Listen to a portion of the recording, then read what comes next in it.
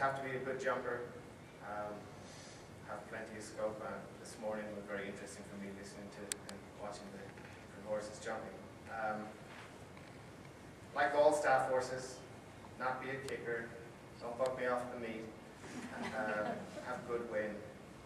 They're pretty much the reasons why we have thoroughbreds, and that in the area a lot of them are donated to the hunt once they've finished timber racing or hurdle racing or whatever they've been doing. They seem to end up on our door, and we try and fix it and get them hunting, which is quite a task sometimes. It's enough about horses.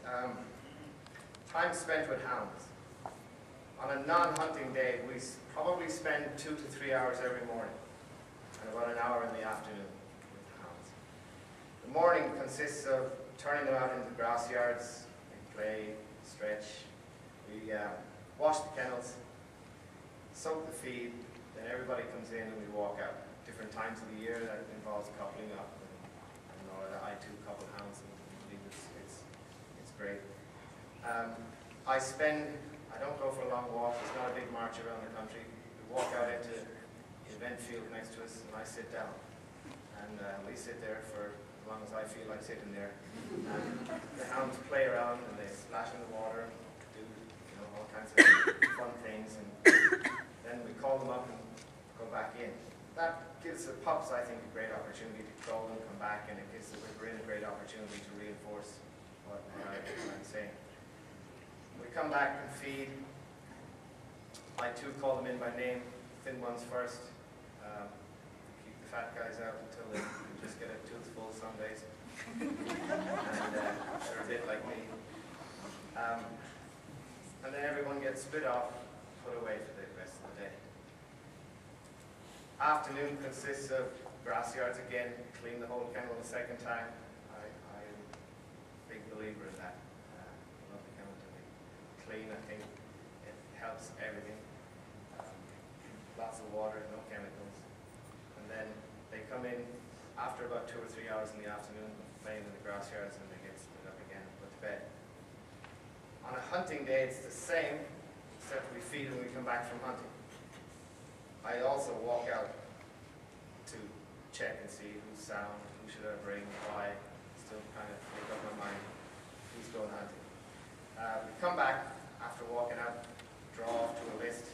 I'll draw the hounds through the door, shout the name. The whipper-in has a list which I've written, and it ticks off the name so we know we have an accurate count before we go hunting. And that list is kept in his pocket. I also have a copy, which can be referred to during the day.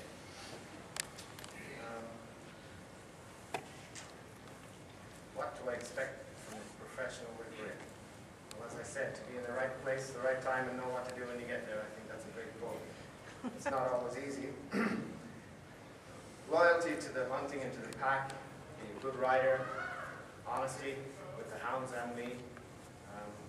Always give you the information. I'll decide whether it's good or bad information. Give it to me anyway. Be willing to go that extra step. Be aware of the surroundings. And be thinking ahead, be thinking forward all the time. And eventually try and reduce the need for verbal communication between me and them. I think it's great if you can get to a stage where you're thinking on the same page. And things are really running smoothly. It's a nice state to be in. Be able to gain respect of the hounds, which comes from at home. I think a pack of hounds and a whipper-in is made in the kennels.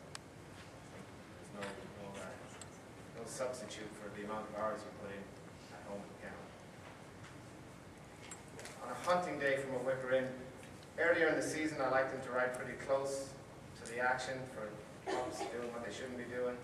And then later on in the season they ride forward. We're more worried about roads, more worried about them seeing a fox away, giving you the information back. Always be thinking of the next step. Be anticipating the check, what to do, and be anticipating the road, what to do when they get there. At the check, I'd like them to know where the heel line is before I get there. Be ready to put hounds if and when I want to intervene. Be ready to put them on to wherever I would like them to go to cast. count them as they hit the line off again so that we know we're in good shape. Really look at the pack, not just look at a bunch of hounds. We look at them and look at what each one is doing, and not just look, like I said, at a bunch of hounds, so that we can talk about it later on as to how the younger hounds are doing, what they've done. So if they've been watching closely all day, not just looking at them, then they can feed back the information, and we can decide together as a team what we think we should do the next time to improve that day. On a non-hunting day from a whipper-in, trying to learn the individual personalities of the hounds, gaining the respect of the pack, which makes the hunting day a lot easier. Really looking at the hounds for injuries, weight, mood, who's coming in season, and reinforce everything when walking out. I think that helps a lot. Do I have any secrets? No, I don't have any secrets, I'm afraid.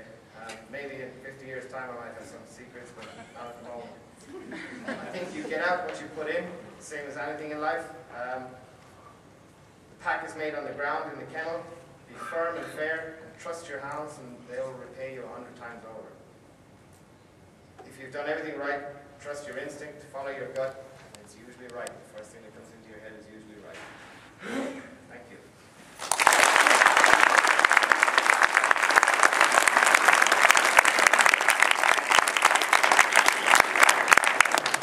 Russell Jones is a good friend of mine, the master of the Cheshire, and he said they're the best year they've had that he can remember, and I think I deserve great credit for that. Our next speaker is